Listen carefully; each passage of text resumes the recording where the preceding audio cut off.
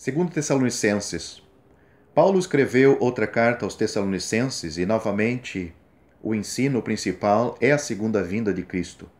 Paulo se refere a este assunto em cada capítulo dos dois livros, mas especialmente em 1 Tessalonicenses 4 e 2 Tessalonicenses 2.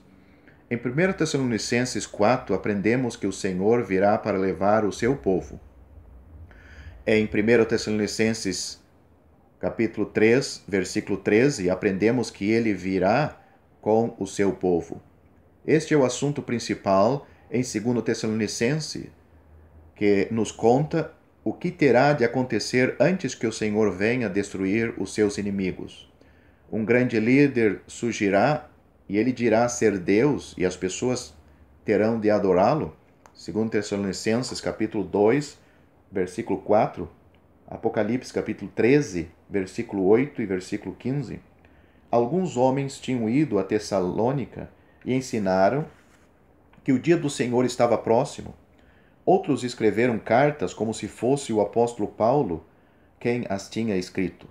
Desde essa época, muitos líderes religiosos alegam ter recebido revelações especiais de Deus, acontecendo o mesmo hoje em dia.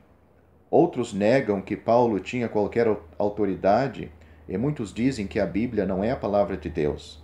Existe a possibilidade de falsos mestres nos enganarem, se não conhecermos bem as Escrituras. Por esta razão, todas as igrejas devem certificar-se de que cada cristão está estudando a Bíblia.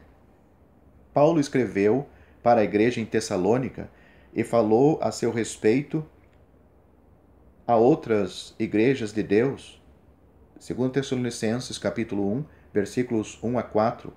Hoje algumas igrejas se unem sob um nome, por exemplo, a Igreja da Inglaterra ou a Igreja da Escócia.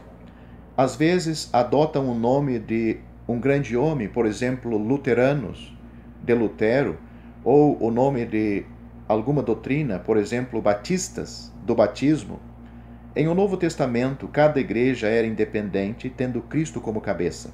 Todos os crentes eram um em Cristo, e a igreja de Cristo incluía todos os cristãos. Paulo também ensinou aos Tessalonicenses que eles não deveriam manter amizade com qualquer um da congregação que se recusasse a obedecer esta epístola.